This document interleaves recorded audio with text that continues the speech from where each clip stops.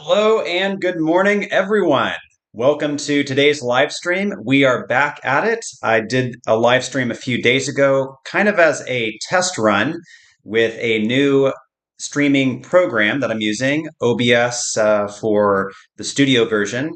And this is really exciting. I'm glad that I'm able to be here and get all this done.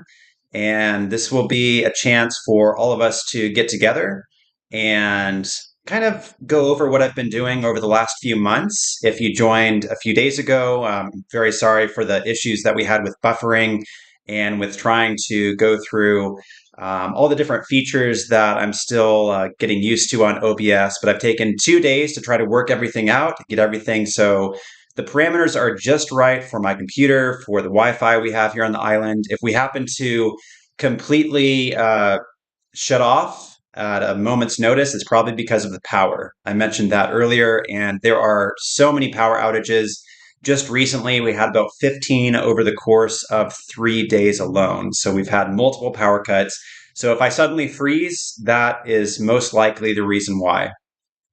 As people are joining in, please do say hi. I'd love to hear from you in the comments. I see Tony is back. Thank you, Tony. I know you were here for the live stream 2 days ago. Thank you very much for tuning in again, and good morning from Siquijor. It is a beautiful day. We have sunlight now, so you can see a little bit more light all around me. I'm in this beautiful space that is actually a bungalow very close to Peloton Beach here on Siquijor Island. So we are in San Juan, which is one of 6 municipalities on the island. So we are on the western side of the island. And this is an amazing spot. I mean, I've talked about this numerous times in previous videos about Siquijor and all the resorts and restaurants and activities that they have along the San Juan coast. And Peloton Beach, which is the island's most popular beach, that is only a 5-minute walk away from where I am right now. So we're very close.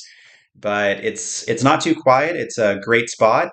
And I'm thinking that I'll probably be here for another week. I've been here already for 2 weeks, and I'll probably stay for one more week to continue working on some projects. So I'll be talking about that momentarily, talking about what I've been working on, as well as some travels. And once again, for those of you that tuned in a few days ago, I will be going over some things that we discussed the first time around, but after looking at that video, once I finished the stream and realizing how choppy the video and audio became, especially later on in the stream, I'm hoping that this time around everything's going to work. I've changed the codecs and formats and everything behind the scenes to try to make this as smooth as possible. If for some reason things start to get slow or laggy with audio or video, just please let me know in the comments so that I'm aware, and I'll do what I can on my end. But everything should work well as long as we have electricity once again. Usually during the weeks, it's kind of weird. During the weeks, we tend to have fewer power cuts, but that's not a rule. So there are some weeks where it just goes on and off, on and off. Weekends tend to be worse. And I'm assuming that's because more electricity is being used by the resorts and more people are at home, off from work. So people are playing music, they've got events going on. And again, over this past weekend, we had 15, I would say more than 15 power cuts in total. So it was a very frustrating 3 to 4 day period. And everyone was talking about the power. It's very common in the Facebook groups talking about what's going on the island. So hopefully things are getting fixed, but that one time period up until yesterday was the worst that I've seen from my time on the island. And that's over a year in total. So yeah, anyway, that's a lot about electricity, but fortunately we've got everything up and running right now, which means the Wi-Fi is working and we should be set for a good hour, hour and a half live stream. So I'm really happy you all are here, and I want to make sure everything is sounding good. I've got another device here to make sure that we are all set. And if you can hear me, please let me know. I want to get a thumbs up just so I know that you're getting the audio feed, because I've got another device here that I'm looking at, but I don't see anything coming in. So please just give me a thumbs up to give me confirmation that you can hear me and everything is working well and coming through. I've got a meter running right in front of me, We've got a thumbs up, so that means you can hear me. Very good. Very glad to hear that. Don't know why I'm not hearing it on my device here, but that's all right. If you can hear me, then I'm happy with that.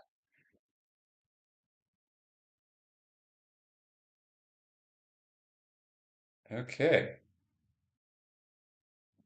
If with that technology here, loud and clear. Thank you very much, Sharky. And Tony gives me the thumbs up, sounding crystal clear. That's really good. I was using another device to check earlier. Don't know why I'm not getting audio there, but if it's working on your end, that's the important thing. So, anyway, we've got several things to go over today. A lot of which I did cover last time, but it was quality was so bad I understood why a lot of people tuned out.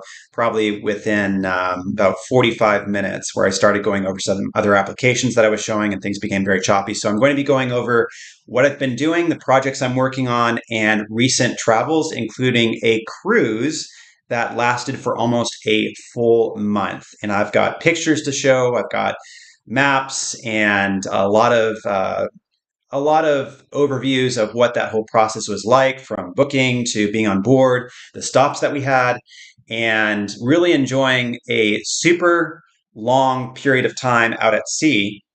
It was a 26-day cruise with Princess, and it was my first time ever doing a cruise of that length. And those are really hard to come by, especially for the price that I had. But I'll talk about that in a bit.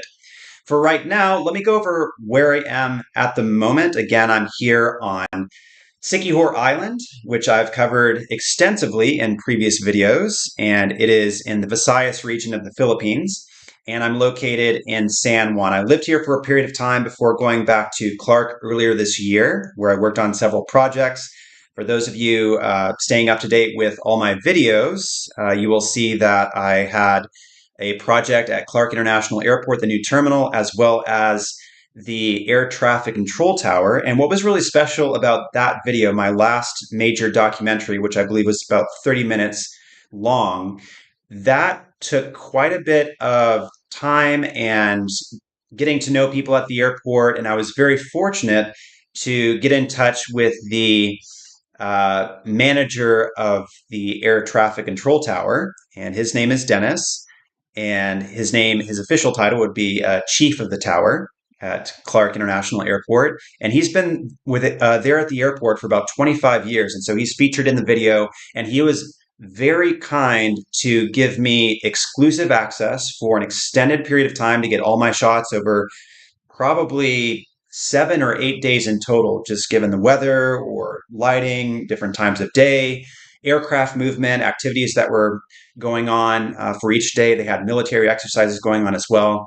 So I was extremely fortunate and very grateful to get in touch with Dennis early on and bring that project up to all of you so that you could see everything from start to finish. I had tremendous access to the entire tower, which allowed me to really improve shots that maybe didn't work with lighting, or if we had a storm roll by and we had terrible audio, what have you. I was able to go in and try to get the best shots possible.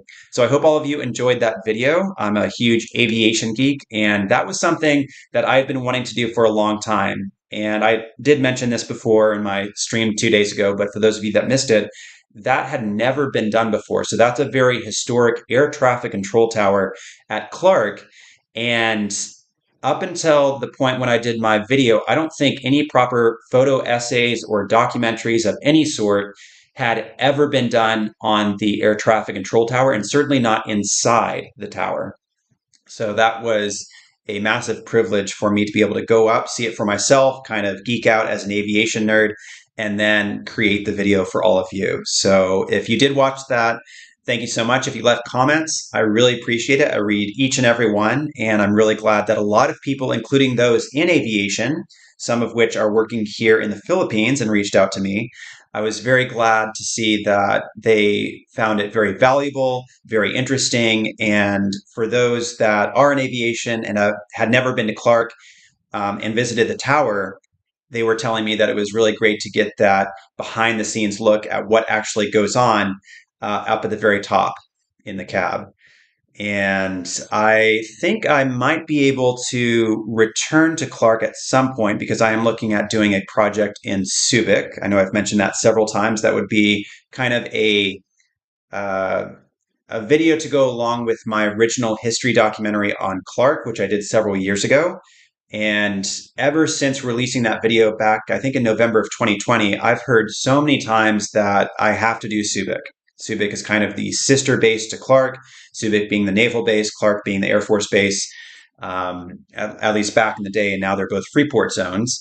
And the Philippine Air Force is still at Clark. And Subic has been in the news recently. They've had a number of developments from companies that are coming in from other countries for investment purposes, development purposes, and also talks. I won't confirm anything yet because I'd have to go over the latest news, but there are certainly discussions and news reports saying that with the United States military coming in for exercises, as well as other air forces and navies that are involved in exercises from other Southeast Asian nations, they are looking to Subic as a potential area for future outpost, future exercises. And that would be something for me to look into as I'm doing my project so I can talk about the past, talk about the history, which is very vast. And there's a lot there that really has not been covered, just like when I was doing the research for Clark. And I'm just eager to get out in the jungle and see what's still there. I've seen bits and pieces. I've heard from people who are former military officials or military individuals that were involved in exercises in Clark and Subic. And so they tell me some stories and they have a number of photos that they can share on Facebook. But I have to do a lot more research to find out what I will be able to cover and hopefully get exclusive access to some places that have never been featured. And I think there's a lot there, even with the ships that are now sitting at the bottom of Subic Bay. It would be great to go down with a GoPro or something and do some scuba diving to show those up close, even though the water's a little bit murky. Excuse me, but just getting the chance to make it a whole adventure that I can there share in a 30 to 40-minute documentary. So I think that would be really exciting. I want to make sure everything is still looking good here. So it looks like I'm still live and not lagging. So that is good. And I wanted to go over a little bit more about what I'm doing this month. So I'm after getting back from the cruise, which was a few weeks ago, I'm here in San Juan, and I've been doing some editing work on photos and an upcoming video covering the cruise. So I've never done a cruise video, and I really wanted to cover this amazing trip that I went on because it was truly fabulous. And again, it was a 26-day cruise from Seattle to Sydney. And I thought this is a perfect time to take my camera equipment, get out, get some proper footage, and then do the narration once I'm back. So I think I'll do the narration, the recording here, and then tie that into the rest of the video with all the shots that I was able to get on the ship during that 26-day crossing, which will be really exciting. And there have been so many videos done on the ship itself, which was the Royal Princess, built in 2013. And I don't want it to make it like the other videos that have covered the ship and certain itineraries in great depth. There's a lot out there on YouTube. So I think mine will focus on what is it like to be on such a long cruise, a trans-Pacific crossing, and all the things that made it really exciting for me because I knew going in that this would be a little bit unique. Most people don't have the time to take such a long cruise. And if you look at articles that come up about cruising, you'll usually find ones talking about those that are staying at sea for very long periods of time, some that are retiring at sea for almost a year, 2 years, 3 years, and they're finding it to be cheaper than living on land, especially if they're coming from Europe or from Canada or the US, where it tends to be very expensive. And if you have the flexibility without responsibilities back home, then it can be a very reasonable option. I did my cruise for about $1,000 for 26 days at sea. So that beats rent at most places around the US. And I was really impressed to see that even with taxes and fees, it came to just over $1,000 US. And that was very impressive. but I'll get into the cruise in more detail in just a little bit. Right now, I want to go to the chat and say hi to all of you because I want to interact with you here. And I know we have several people that have been writing in the chat. And then Coco Nivs, you said you had a question, so go ahead and write that in so I can put that up on the screen. Thank you for the confirmations that I'm sounding good. And Ben Burns, missed your last live stream, so glad to see this one. Video and audio are good. Thank you very much. And hello, Ben. I really appreciate all your support. You've commented on previous videos and you've been very supportive and encouraging, and I tremendously appreciate that. So thank you for being here for the live stream. It means a lot to have you as one of my supporters, of course, as a subscriber for, I believe, several years now, and that just means the world to me. So I'm very grateful and hope you'll enjoy this live stream and we won't have a power cut. Fingers crossed all the way through. All right. And for those of you that are watching, it looks like we have, according to my screen here, about 15 of you watching. Please say hi. I would love to hear where you're watching from and just give me a shout out. And if you do have a question about what I've talked about so far about being here on the island, then I can go ahead and address some of those and kind of tie it into what it's like right now. But let me see if I'm missing anything else. Thank you again for the confirmations. So that's wonderful. Let me show you all where I am. So I'm in a place right now, as I mentioned, in San Juan. So I'm very close to Peloton Beach, the most popular beach on the island. It's a 5-minute walk away. But this is a little complex here. So it's a plot of land with 4 units, just like this one. This is a 1-bedroom bungalow. I can show that to you now. So this is where I'm currently staying. I'm just inside beyond the door. Door is right over here.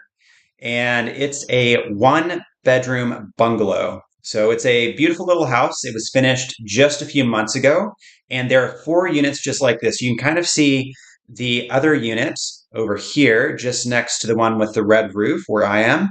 So there are 4 different roof colors. And these 4 units are all pretty much the same size except for the main unit, which is just kind of opposite of where we are. And that's slightly larger. It's a little bit larger in the back, but it comes with a living room, kitchen, which is right next to me over here, bathroom, and a bedroom. And all of this is about 20,000 pesos per month. And that's not bad for Siquijor. If you're looking for places, and I've toured this island, especially on this side, just to kind of scout for prices, see how things are changing with inflation, because there have been quite a few changes with food prices, with ticket fares going to and from Siquijor when you're taking the ferries, and pretty much everything else, including rent. So rent has gone up, I would say, if I had to guess, maybe 20% since I arrived last year, March of 2022. And this unit, along with the others, you could get it for a month. If you talked with any owners on the island, you would be able to likely negotiate. And if you're staying for a longer period of time, then that price may come down for monthly rates. But as you'll see, that does include your electricity, your water, Wi-Fi. The Wi-Fi speed here is pretty good. I just did a speed test today, and right now it's at about 70 Mbps upload speed and download speed. So almost the same for both, which really is pretty good. It's PLDT Wi-Fi, and they have some of the fastest speeds on the island. Before I was living here, I was in another place which was further down the beach, and the speeds there were so-so. I would say maybe 5 to 10 Mbps upload, and then upload and download, I would say, for both. Yeah, it kind of goes back and forth. And then especially in the evenings, that's where you see a dip. Everyone's using the internet, people come back. It's a small island, so you only have so much bandwidth. And you'll see sometimes if you're watching Netflix or if you're doing a lot of activities online, or even if I were doing a stream right now at 7 p.m., so 7 p.m. tonight, I would likely notice some issues. But during the day, it's usually fine, fairly consistent. I would say 40 to 70 Mbps upload, download. And that's really good for being on this small island. And the only thing you're relying on, once again, is your power. If you don't have power, if you're not in a place with a generator, as I said in my video with covering the tips of coming to Siquijor, that will become very noticeable. That issue of inconsistent power supply will become very noticeable if you're in a place that does not have a generator. And someone asked me in the comments on the last live stream, so how many places have generators here? I would say if I'm driving down the road, I would see 30 to 40% of the guest houses and hotels, they have generators at this point in San Juan. If you go outside, if you go to villages, people's homes, you might see, I would say very few people have their own generators. But if you are planning to stay in a guest house or resort, then you might expect 30, I think 30% is a fair guess as to how many guest houses and hotels will have generators available. Otherwise, you're at the mercy of the power company here. And as I've mentioned, that might not be great, especially if you need consistent power for anything online or if you just want to enjoy the comforts of home with a working air conditioner. That's another issue. The power outages tend to last between 2 to 4 hours when they happen. Sometimes they're shorter, but they tend to be between 2 and 4 hours. All right, let me make sure I stay at least a little bit up to date with the chat right now. All right, Ben. Ben asks, with the frequent power cuts, how do people keep food refrigerated if they don't have a generator? That's a good question. I have not had any food spoil yet. I've been concerned, but fortunately, the fridges stay cool long enough. If it's 2 hours to 4 hours, it's usually not bad. If we have a power cut that lasts for about 6 hours, then I'll go and check. I'll start to smell the mayonnaise or anything I'm a little bit concerned about in the fridge, but usually it's fine. I think that the power company knows that they can't leave it off too long, and I'm assuming here, but I kind of understand. Okay, there seems to be this period of time where it will stay on. If you're having a period of time with all these cuts, like we did this past weekend, then it will kind of stay on for 3 hours and then go off maybe for 2 to 3, and then come back on and then go off. And you play with it and then hope everything is okay. And if it's not longer than 3 hours or 4 hours, I'm usually not too worried, and I'll come back, and if I open the fridge, it's still cold enough. And I haven't gotten sick, so I think it's working and nothing smells bad. So if I come back after a long trip on a motorbike and then return and find that things smell a little bit rank in the fridge, then I know it's a problem. All right, Sharky, Saskatchewan, Canada. Landing in Mactan in 1 week, going to spend 9 days in Siquijor. That's excellent. Glad to hear you're coming this way. I wish you a wonderful trip. I don't know if I will still be here because I'm planning to go back to Manila for another project, which I'll talk about shortly. But I do wish you a wonderful stay. I'm excited you're coming. I know there's a low pressure system coming into, I was just looking at the weather for the next 5 to 6 days and looking at windy.com. It's an app that I use just to see the storms that are coming through, the predicted paths. So there's a low pressure system which is supposed to come this way. It doesn't look like it's going to turn into a cyclone, not a tropical cyclone. I think it might just be a depression, but that could lead to some issues with the ferry schedules. And so just make sure you're keeping an eye on that. If you do, and hopefully this doesn't happen, but if you do get stuck in Cebu, I'm assuming you're taking the ferry all the way down from Cebu on Ocean Jet, but just keep your eye out on their Facebook page because they're usually updating their Facebook page, Ocean Jet, just their main Facebook page, if you type in Ocean Jet, but they should post any delays, cancellations, weather updates, not too far in advance. Usually they do it the day of. Sometimes they do it the day before if they know that the weather's going to be really bad. So just keep your eyes peeled on their Facebook page, just so you're not wasting time going there, finding out that everything's been canceled or one has been canceled. And hopefully that doesn't happen. It looks like it could be all right, but I know with this low pressure system coming in, it could be a little bit rough fairly windy in the next 5 or 6 days. So just look at that. But I am excited for your trip, and I hope you'll have a wonderful time here, and I can't wait to hear about it. All right.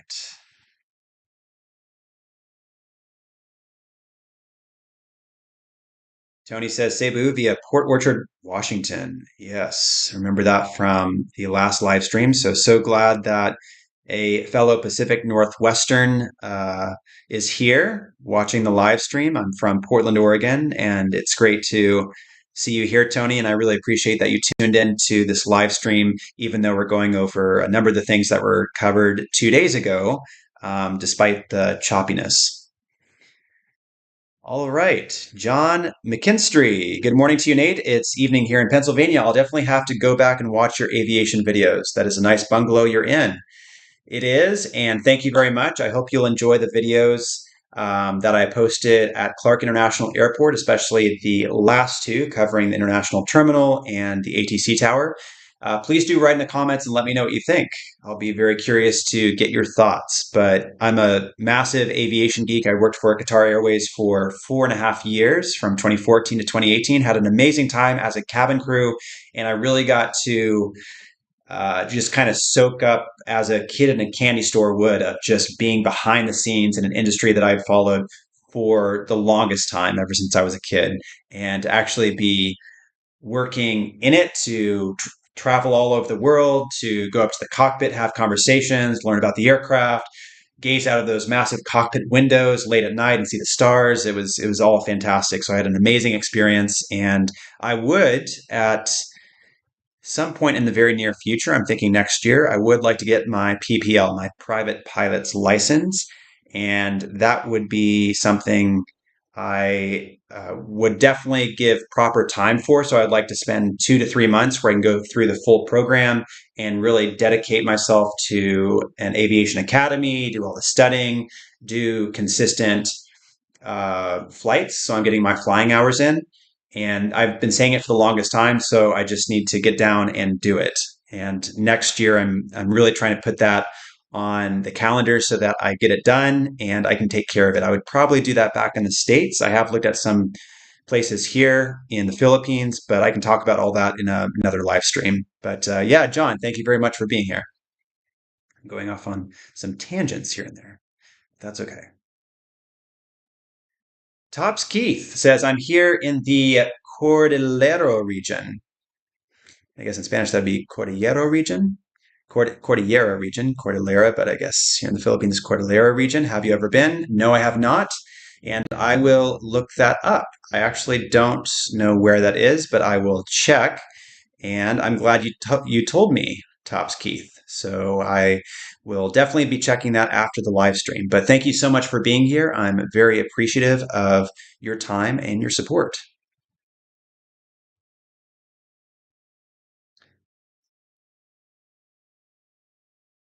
Oh, good. I'll be staying. So, Sharky, I'm calling you Sharky, Shrky, Sharky. I will be staying in Oslab for a week first. Good. So, after that first week, I think everything should calm down. Everything should be fine. And I'm hopeful that when you arrive on the island, it will be beautiful, just like it is today. Amazing weather today. We've had great weather over the last 5 or 6 days. Baguio City, Cordillera, where Baguio City is. Well, that would make sense then. Yes, I have been to Baguio. Yes, I guess I should have known that, but I'm always just thinking of Baguio and hiking up in the mountains there. And I've only been once, and that was for a relatively short trip. So I do need to go back and explore more of the region. I know I missed a lot when I went there, and people were saying that there were so many spots where I could go hiking and I could get out and really explore.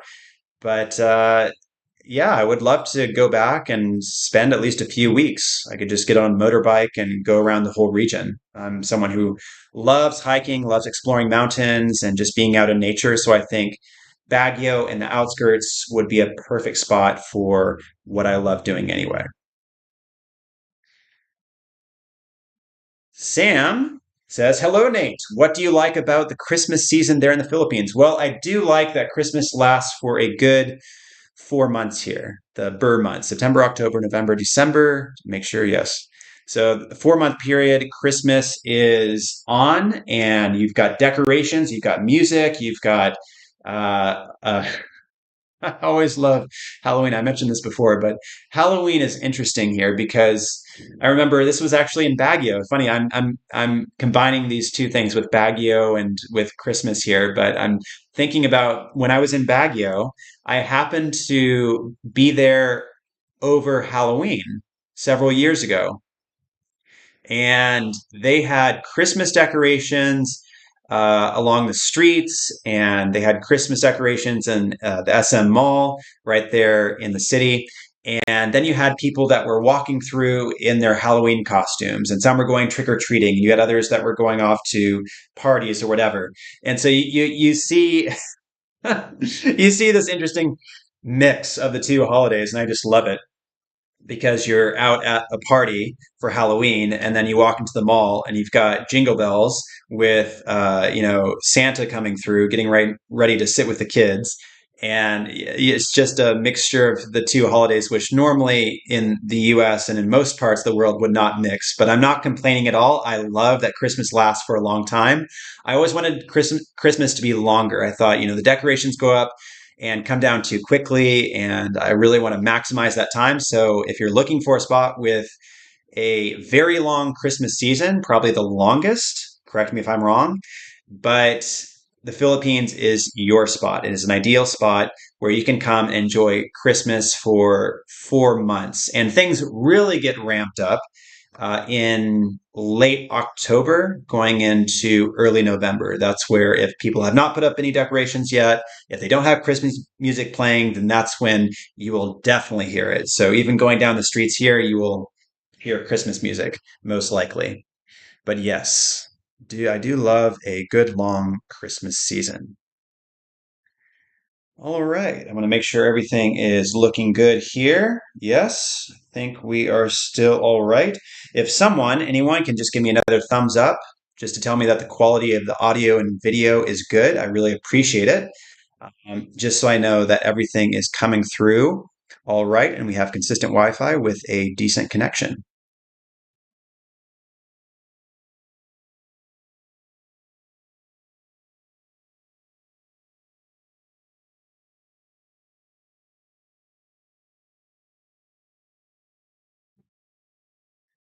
Sorry, I just noticed that my device here is picking up comments a little bit faster than what I'm using to throw them up on the screen, so my apologies for that.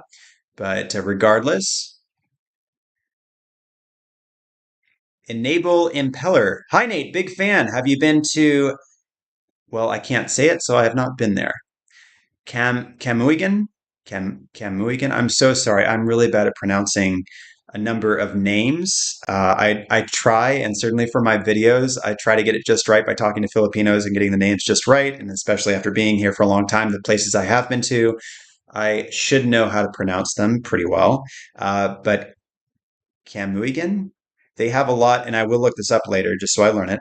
They have a lot of giant clams that are good for diving. I am doing diving here on Siquijor. That's one reason I came back. I wanted to get back into diving. I've done I think eight dives so far. I was certified last year right here on the island when I was living here. And I'm excited to kind of do some refresher dives. The last dive that I did was back in June of this year. And that's not too long ago, but I've been dying to get back in the water. And I mentioned this a few days ago, but for those of you interested in diving, this is a great spot for either free diving or scuba diving. The reason is you have amazing areas around the island from the west coast all the way to the east coast where you can choose a number of beaches, a number of sites, a number of sanctuaries where you can go for proper free diving or scuba diving. There are a number of scuba diving sites that are along the San Juan coast. And again, this is where I did my training. So I was able to go out and swim with the turtles and see all of the marine life in these sanctuaries in front of Cocoa Grove, in front of the main beaches in San Juan. And there is so much life here. I was blown away. And I actually brought my aunt and sister to the island last year in November.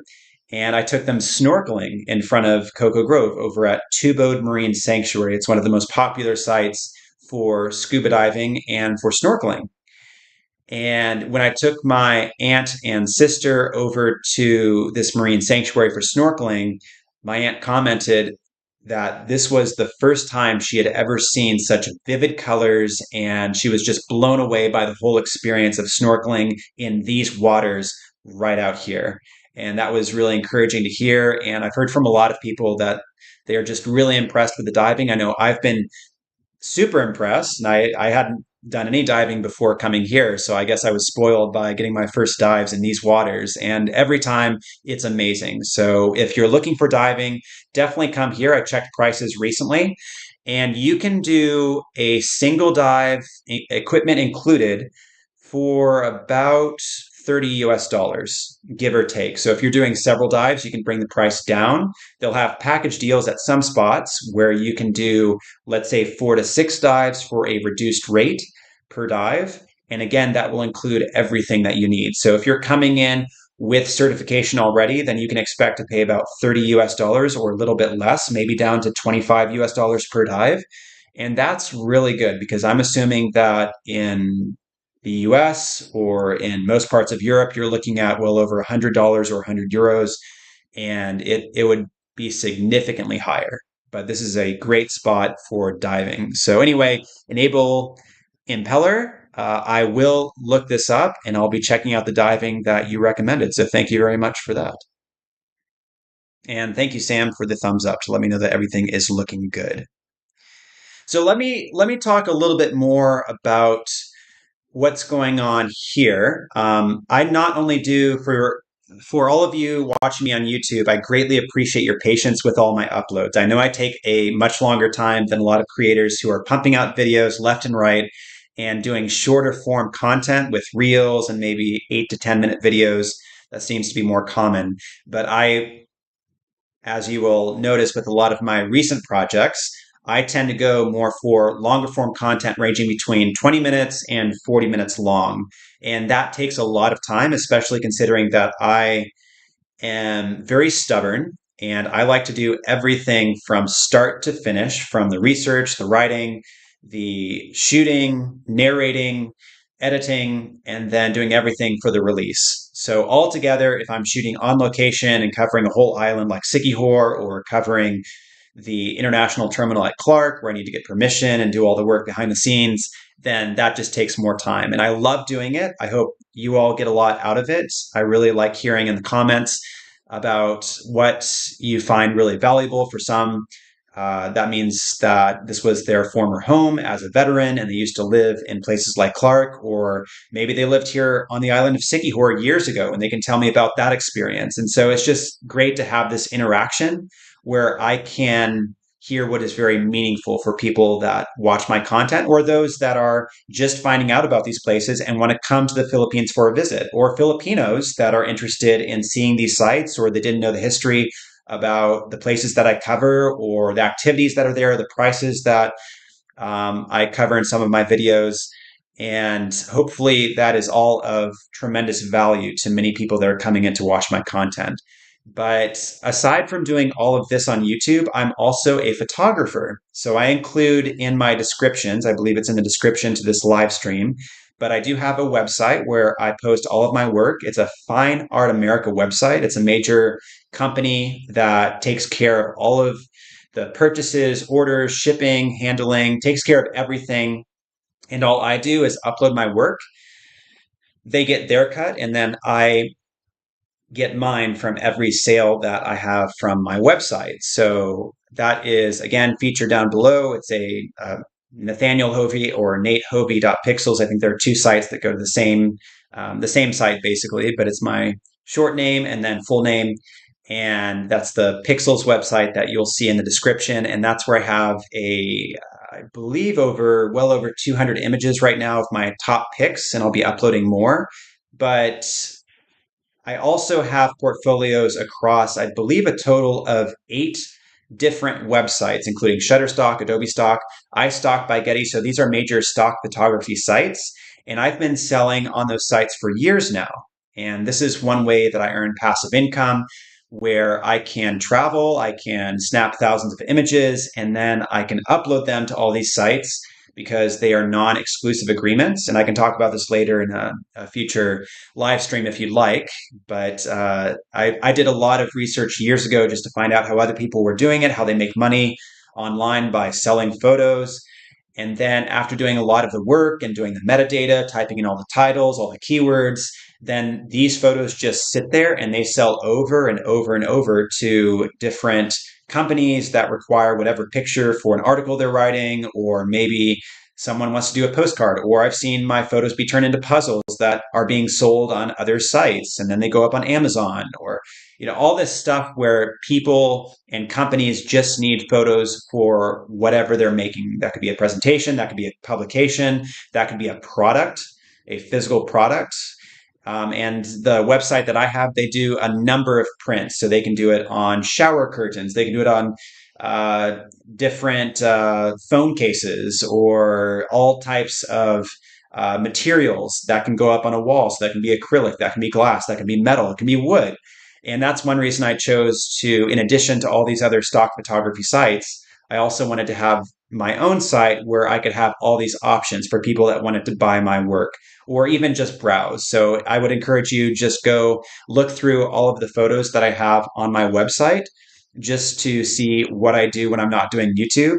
And then you can also follow along on Facebook and Instagram, because that's where I will post a lot of the photos I'm taking when I'm traveling or in between projects, or if I'm busy editing something, then I'll post something about the upcoming video. And so I share a lot of up-to-date information and a lot of the photos I'm taking, or small videos. Sometimes I'll do little reels on social media, but you can follow along on Facebook or Instagram. Everything is under the same name, Nate Hovey. So same as my channel. You can type in Nate Hovey on Facebook, follow me there. Same on Instagram. And if you type in Nate Hovey, you should find a lot of my portfolios from Shutterstock, Adobe Stock. I think I've got Dreams Time and Pond 5 and all these others. There's a whole list. But some of the most popular are Adobe Stock and Shutterstock, as well as my website, if you're interested in seeing my photos. And that's what I've been working on here. I took well over 1,000 images when I was on my cruise, and I've been editing those and compiling them down to kind of a final album, which I will be showing you shortly. And I've got other photos that I've taken from my phone, and then I put those in, and I can sell those as well. But it's been a little bit time consuming. It's taken well over a week to go through over 1,000 images and cut them down and then edit them, do corrections, and take out any dust that happened to get on my lens. But I wrapped that up. So now I'm moving on to the project where I do the video, talking about the whole cruise experience and showing all the B-roll shots that I have from the ship. And I ended up getting, I'm sure, several hours worth of video. I had quite a bit that I had to move from both my DSLR and my phone, since I was doing some recording on my Samsung. But it all came together, and I'm excited to release that hopefully later this month.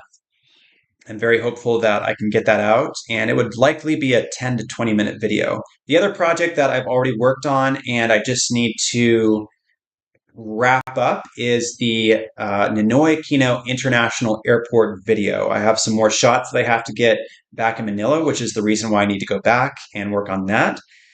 But that is supposed to be a video where I'm going to talk about the the logistics of getting around Ninoy Aquino International Airport, because it can be very confusing, especially for first-time visitors. But if you know how to navigate NAIA, if you know how to navigate Manila's, the Philippines' primary gateway, but the major airport in Manila, if you know how to navigate that, then that takes out a major stressor, and you're able to really focus on how to get through, how to enjoy your time there, which is possible. You just have to know where to go. The options for if you want to stay overnight, that can be in the terminal, that can be outside. To get really good food, if you want to step right outside the terminal, or stay in Terminal 3 or Terminal 2, wherever you are. So it won't be so much a history documentary or what is the airport, and then give tours of each terminal. It's not going to be that. It's going to be more of, how do you navigate this airport, which otherwise would be very frustrating, because if any of you, and I'm sure quite a few of you, have passed through the main gateway, in the Philippines, and that will hopefully change later on once they finish the airport to the north in Bulacan. But as of right now, this is the primary gateway when people come in. This is something that they're going to have to deal with, and it can be very hard for people that are visiting the Philippines for the first time to come in with a, how do I put this positively? It can be very hard for people to come in and get a first initial positive impression of the Philippines when things are so jam packed. And that's just how things have turned out because the airport has reached and exceeded its capacity. It's well beyond its capacity. If ever you go through the airport, then you'll know it's very congested. It's time consuming. Traffic outside is usually terrible.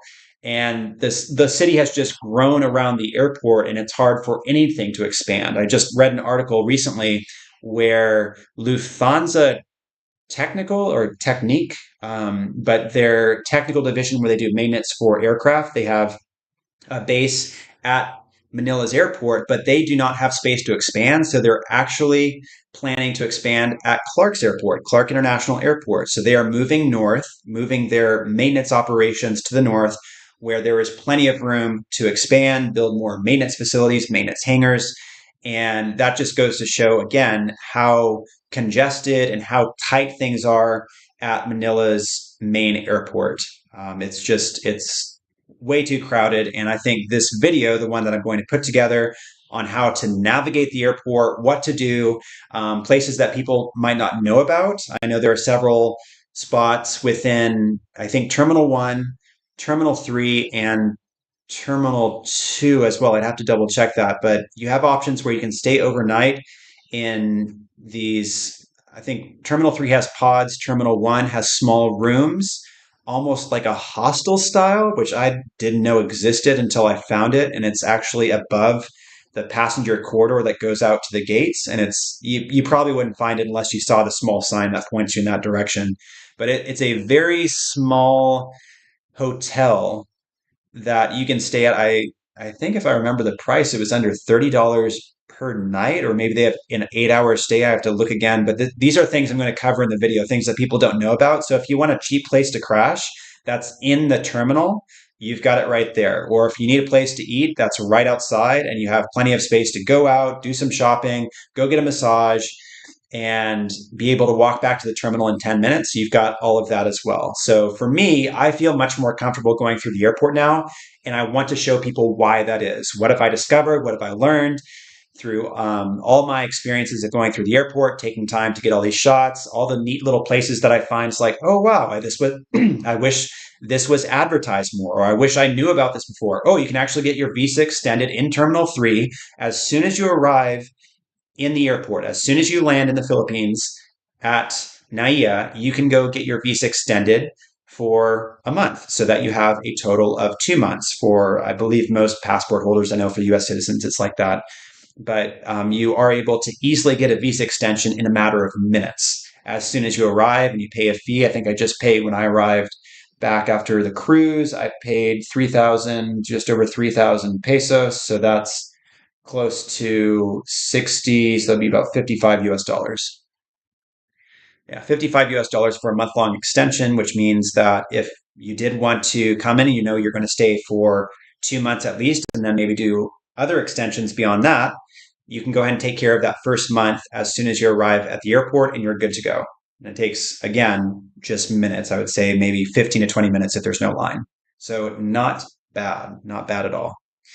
Let me get back to the comment section. And as always, just a side note here, for those of you that are tuning in, thank you very much for being here. As with many of my live streams, I'm super flexible with these and they're fairly informal. And I encourage you to put me on in the background if you have other things to do. That's what I often do with other live streams that I listen to, is I just kind of put it on the background while I'm doing work or editing.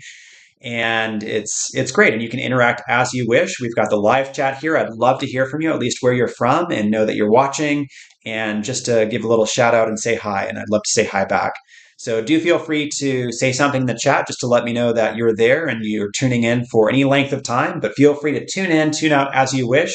I'll be here for, I usually do these live streams for about an hour and a half, maybe 2 hours today. We'll see if we continue to have electricity. I'll probably make the most of it. And it seems like the connection is good, so we can make the most of all that. And if you're enjoying, then I'm very happy. But again, I'll be reading your comments here in the chat momentarily. And it looks like everything's coming through, which is good.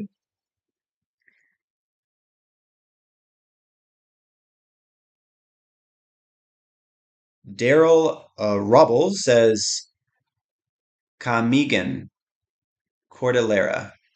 Cordillera. Thank you very much. Camigan Cordillera.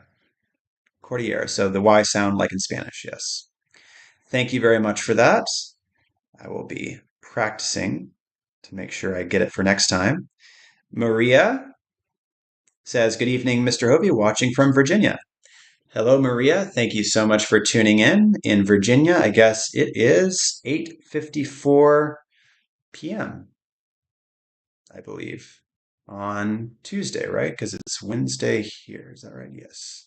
So that is great. I'm very glad that you are tuning in as it's getting late there. I hope that you are enjoying a wonderful fall.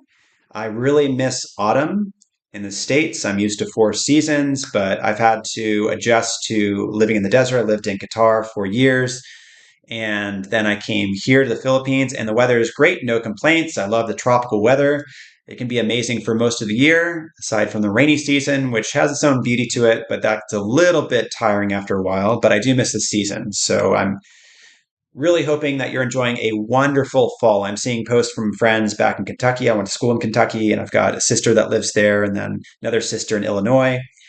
And I'm really envious of all these people going out and doing hikes and seeing all these beautiful fall colors. I really miss that. And it's the same for winter. I love my seasons, and I especially love a beautiful autumn going into an amazing snowy winter. But I guess I'll get that when I go back, hopefully next month for Christmas. I'm hoping to return next month to see family in Massachusetts and stay for at least a few weeks. But yeah, thank you again, Maria, for tuning in. Patrick Morris says, Hello from Michigan City, Indiana. Thank you for being here, Patrick, and I appreciate you tuning in. So I guess for Indiana, that would be the same time zone, so around 8:56 again. Unless, is there the, I'd have to look at this, central time zone. I'll check in that later because I know in Bowling Green, Kentucky, there was the split when I went.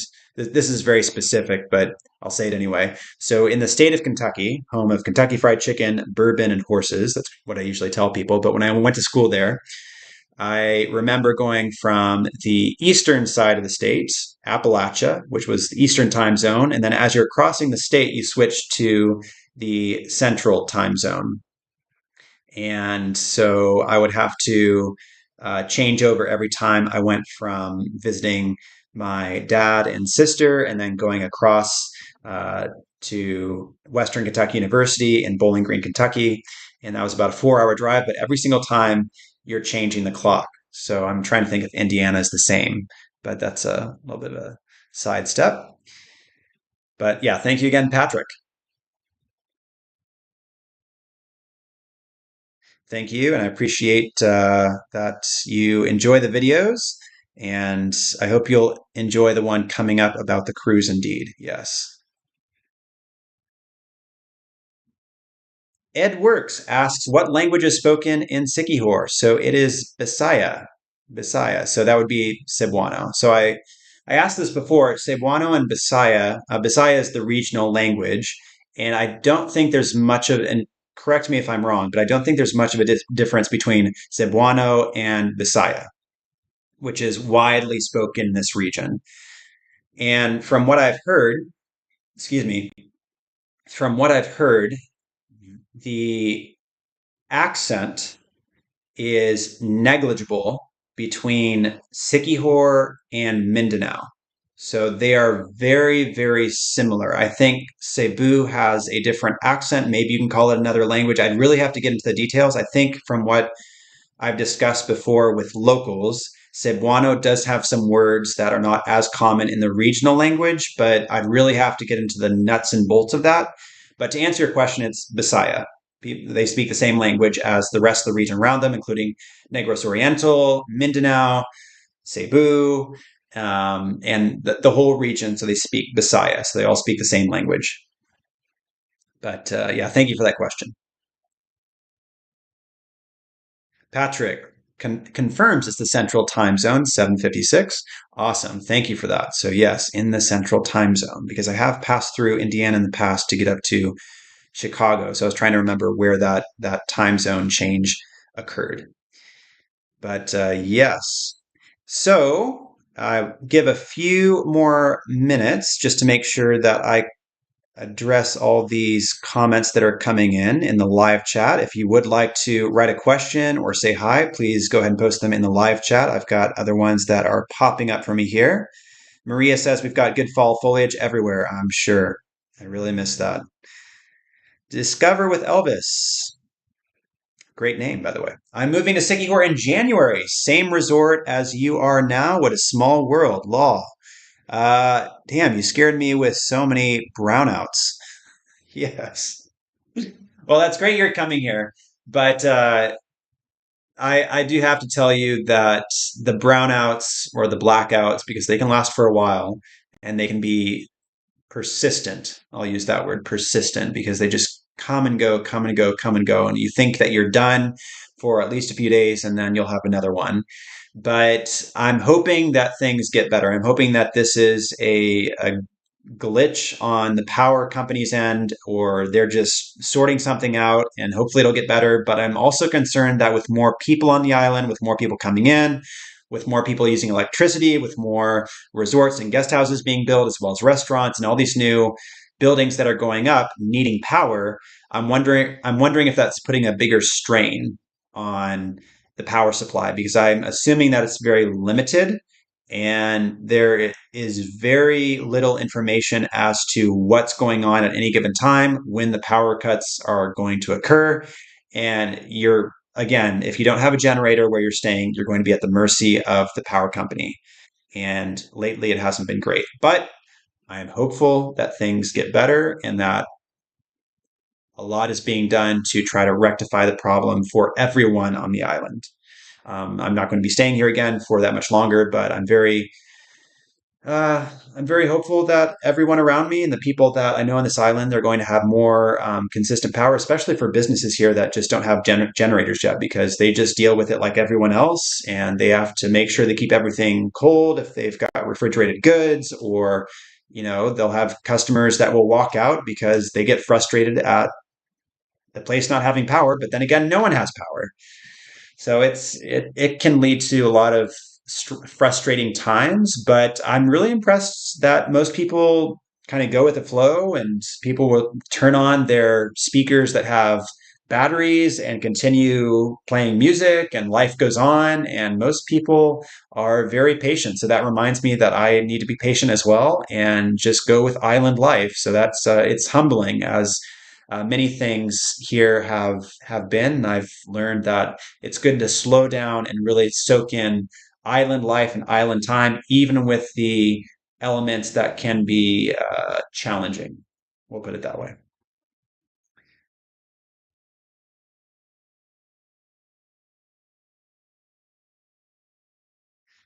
Texian Guy, I'm just wondering if you're working in the Philippines for a company that's media related, because you have the knack for it. Thank you very much. I do not. I work for myself and I manage my own productions. I manage my own photography. I manage the whole thing. And that gives me a ton of flexibility. It certainly doesn't give me the security that a job would provide for the amount of money I would make per month or with each project.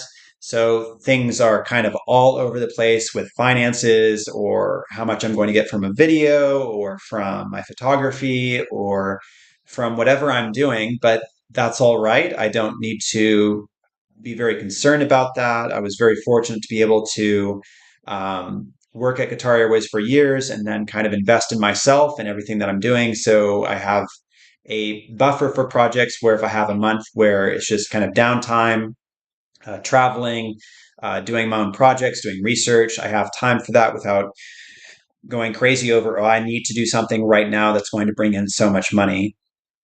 And that has really been a relief where I can just do things that matter to me, the content that I care about, and hopefully something that all of you will enjoy and really help expand the work that I'm doing, both on the photography side and the video side, primarily with YouTube. I had a Vimeo account before, but I mainly throw most of my work now on my YouTube channel. And I'm glad that I have been given opportunities in my life that allow me to do that now, which is great. Thank you for that, Texian guy.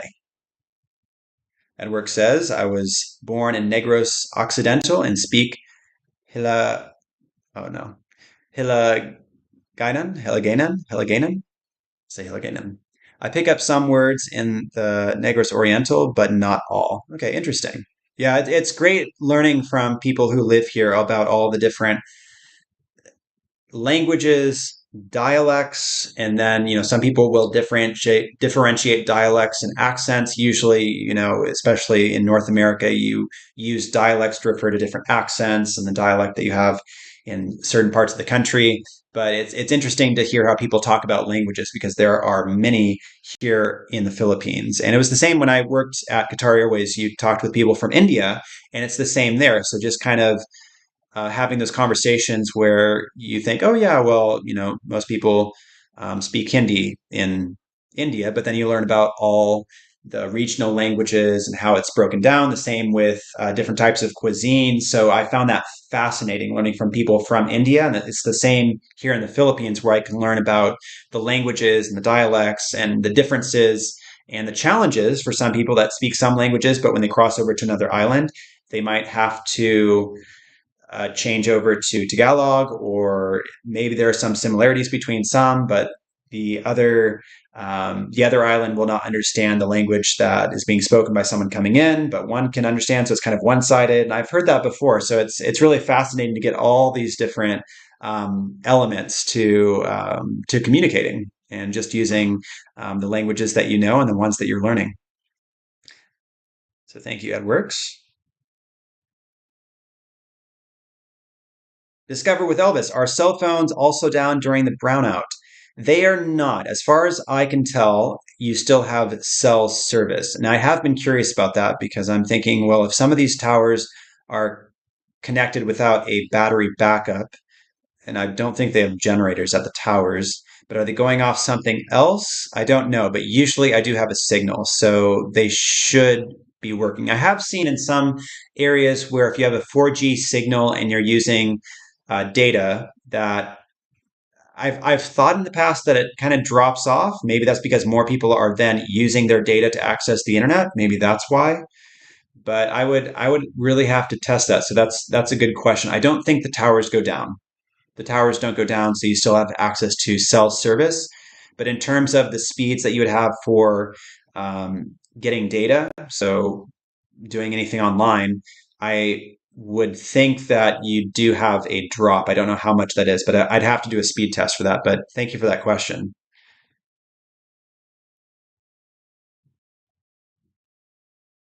Tops Keith says, check out some historic or caves for spelunking. Maybe also see some waterfalls. Maybe about over 1,000 waterfalls in the Philippines, but I've only seen three in my vlogs on YouTube. So I definitely have a lot of other waterfalls that I have to see. Going through Instagram and just looking at the Philippines and all the waterfalls out there, it's like, oh my gosh, oh wow, oh that's amazing. And you're just going through all these posts and places that are mind-blowingly beautiful, but I still haven't been to. And for the most part, even though I've been here for about 5 years now, there's so many islands that I've yet to visit. And I have a whole list of places that have already been heavily recommended, but I keep adding to that list. I know there are so many other islands that I haven't even heard about. And I didn't hear about Siquijor until last year. And that was through Instagram, where I saw some pictures pop up, and then started talking and found out about Siquijor and realized, oh, you can do diving there, and they've got waterfalls and amazing beaches, and it's not too crowded. And I have to go right now because I'm dying to get out, especially as things are starting to open up again after the pandemic. So Siquijor was a great spot to get away to, and it has become my favorite island so far in the Philippines.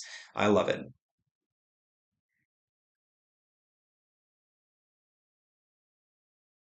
Patrick Morris asks, how long were you a flight attendant? That's my dream job. I was there at Qatar Airways for 4.5 years, and it was great. I always recommend for people interested in working in aviation, especially as a cabin crew, look to the Middle Eastern carriers because they are always hiring. They are always in need of more staff across the board. They provide basically full sponsorship and will give you a place to stay. They will give you, of course, your allowances. And I know with my pay, I had several different categories of getting my paycheck at the end of the month. But a lot of things are paid for, your transportation to and from work, and then you get benefits of free flights or discounted flights, and all of that together, one big package just allows you to come right in with no experience whatsoever for a lot of jobs. If you're coming in as a cabin crew, then you can I didn't have any experience in aviation before I joined the airline. But it's great to get into aviation, stay for your contract. Mine was 2 years, and I think they're still doing 2-year contracts at Qatar Airways. Don't take my word for it, but I believe that's still the case. And then you can extend off of that if you stay with the company and you stay in good standing and you move forward. And I've got friends right now that joined when I did in 2014, and they're already supervisors on board the aircraft. So they're CSs, so they work in economy. But probably within the next year or so, they're going to be promoted to the highest position as a cabin crew, which will be a cabin services director. And I'm very happy for them. They've been, uh, you know, traveling the world and getting out to so many different countries. When I was there, I probably traveled to 40 different countries. And for some, they keep crossing off new countries as the airlines grow and as they add more destinations. And it really is a job that if you make the most of it, going with an open mind and a learning mentality, and you love many aspects of the job. You love aviation, you love traveling, you love working with people, interacting with people, you want to learn about customer service and do the work behind it, then you'll have an amazing experience. And that was the case for me. I had a wonderful 4.5 years. Sure, there were challenges to the job. There were things with the contract that you had to accept with regulations, requirements. Things were pretty strict, especially pertaining to the amount of time that you would have to be inside resting for a flight and getting ready and making sure that you were adhering to certain policies. And that's kind of widely known about Qatar Airways and even some of the Middle Eastern carriers, how things are a little bit more strict and how you're under the umbrella of these companies, since they are sponsoring you the whole way. But if you make the most of it and you appreciate everything that you're getting with the job, the experience that comes with it, and you can either move that forward with the company you're with, or if you want to stay in aviation but go to another company, then you have all that experience, everything on your resume that will push you forward. And I would say it's very attractive to many companies if you have started with one of the award winning Middle Eastern carriers that will give you that push because they know the training you've had, they know that you are with an airline that is going to have many expectations, and you would be a great addition to most airlines, I would argue, around the world, since they are highly ranked and the training is truly top notch. I know our training at Qatar Airways was great, and it was wonderful to get that behind the scenes access to see what it was like to go through the whole thing and to do the drills and to go do the simulated exercises in a mock up in Dubai at the Emirates facility, which was incredible. I had seen it in photos and videos before. But yeah, just to be a part of that and then stay for 4.5 years. So I'm very grateful for that time. All right. think I've okay, I'll go ahead and cover this. 007, 007 The Matrix. You were here for the first live stream, I believe, and you are here again. So thank you. Thank you for tuning in and hearing some repeated information. Quick question. Have you done like a budget vlog for a month needed to live there? Would like to know some info on that. I did do a cost of living in the Philippines video several years ago. I do need to do an updated video on that. But if you would like to see what it was like a few years ago when I was living in Pampanga in Angeles City, north of Manila, then you can check out that video. And I know I've received a number of requests for an updated video, a new cost of living in the Philippines, maybe for Siquijor or somewhere else.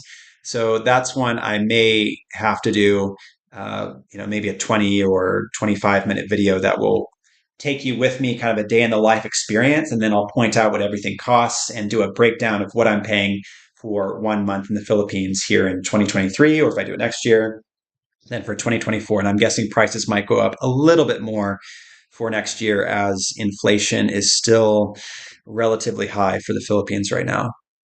Prices are continuing to go up incrementally. I think the last time I saw a bump with the menus, so that's how you know prices are going up, is when you go to restaurants and you see prices on the menu go up for places that you visited over and over. But I think I saw a change just 4 months ago with several restaurants that just had to raise their prices, and that's been pretty consistent across the board. And a place that I got my haircut at, the price went up there, I think just 2 months ago, maybe last month.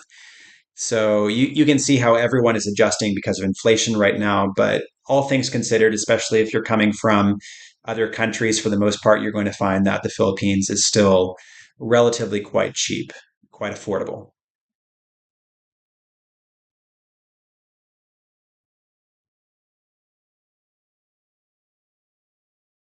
Ophidian says, "Hi Nate, since you're in Siquijor, do you have plans to visit Mindanao, specifically visiting Dipolog City during Christmas? I'd like to. I have talked about going to Mindanao for a while, and I will go at some point, and I'm very eager to do so, but not over the next few months. I've got some other travel plans, but yes, I am excited to go. And I know there are many places that are well worth seeing. And again, I love hiking and getting out, and I've heard that's a great spot for it.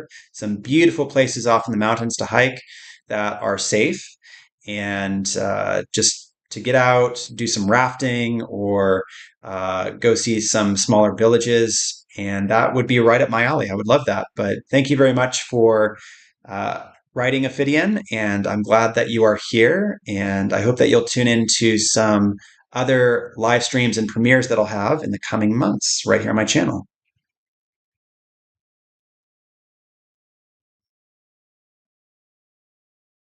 All right, so I won't go on for much longer. I'm just making sure that I have covered a lot in the chat. Thank you everyone for being here. I want to make sure I'm still live here. We've got 29 people watching, so thank you everyone for tuning in. Please do a favor for me. If you do have a question, a dedicated question that I have not addressed, please write question at the beginning so I can address it in a little bit. I'm going to change over to another topic, which is covering my cruise that I did. I know I covered this 2 days ago, but again, it was cutting out so badly when I was talking about my cruise. So please bear with me if you watch this already from the first live stream. But I want to go over the cruise that I did. This is what I've been doing over the last 2 months. I was looking around for weeks on end to find a really good cruise, because I was eager to get out and do a really long trip, ideally crossing the Atlantic or the Pacific. And what's great, if any of you are interested in doing cruises in the future, the best, I would say one of the best experiences you can get at sea, if you're willing to do multiple days at sea and uh, go through the whole process of doing a repositioning cruise, as they're called. This can involve over a week at sea in some cases. Crossing the Pacific for me, going from Seattle to Sydney, that involved 6 days going to Hawaii, 6 days going between Hawaii and French Polynesia, and I think an additional 6 days going from French Polynesia to New Zealand. And then you had a few additional sea days, like going from New Zealand to Australia. So you're looking just for that one crossing, 6 days, 6 days, 6 days, and then a few extra sea days mixed in there. But you're looking at some serious time. Excuse me, I had breakfast right before the live stream, so I enjoyed some egg sandwiches. But these cruises can be quite long, and I know some people who are just getting into cruising or looking at it, they're determined to not have sea days at all. They want to have stops every single day. So that can be a Caribbean cruise, Mediterranean cruise, where every single day you wake up in a new place and you go out for the day and you avoid sea days altogether, and you won't have to ideally worry about seasickness, because that's one of the biggest fears, I would argue, for people that are just getting into cruising. And if they're looking at anything where they're going to be at sea for a day or longer, especially if you're out in the open ocean, then that is a pretty significant concern. And I know it was a concern for me going in, so I had seasickness medication, and I really wanted to make sure that I was prepared for doing such a long crossing. But let me go ahead and actually show you a little bit more about my trip, because I was able to pull some of my images in. And let's make sure I have this here. So here we go. This was my trip, Seattle to Sydney cruise. Started in Seattle, and you can see right over here that it went all the way to two destinations in Hawaii. So this included, and it looks like it's breaking up a little bit. So I will talk a little bit slower, but I want to make sure we're not breaking up. I actually recorded this video to make sure that it wouldn't break up at all. But went from Hawaii to French Polynesia, where we stopped at two islands, Moorea and French Polynesia. And then New Zealand, we had three stops, Taronga, Auckland, and Bay of Islands. And then we went all the way to Sydney. So this was a really long cruise. And I'll go ahead and switch on the slideshow here.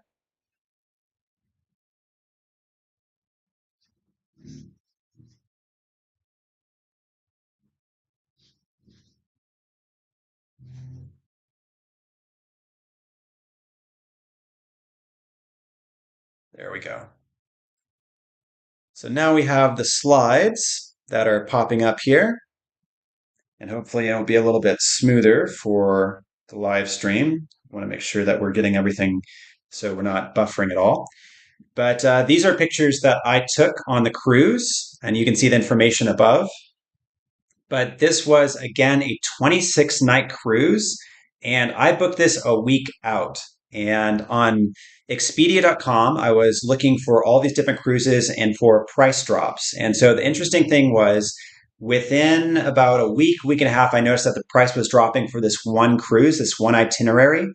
And I kept checking it out, and the price was going down. And then I decided to go ahead and go to another website, which is Cruise Compete. And that's where you can put in your request for a certain cruise. And other travel agencies or people that are travel agents, they will go in, see the request, and give you a price. And they will give you their best price for that itinerary. And so I found one travel agency that offered me a discounted rate, and that was a discount of about $300. So I think at the time when this fare became available on Expedia, it showed about 1,300 US dollars with taxes and fees. And then the price given to me by the travel agency, that was just over 1,000 US dollars. So that took off 300. And when I looked at the final breakdown of prices, I saw that the actual price was about 700 and then 250 for the taxes and fees, the port fees, and then a little bit of an additional amount from what the travel agency tacked on, I guess. That's kind of what I made out. But I was getting a much better rate. It was definitely the cheapest that I found anywhere. So I decided to book it, and within days, I was getting ready to fly out all the way from Clark Airport through Doha, and then Doha all the way to Seattle. And I arrived with a few days to spare, spent time with family in Twisp, Washington, and then boarded the cruise on September 26th at Pier 91 in Seattle. And you can see all the pictures right here. So this is kind of my final album as it's going through.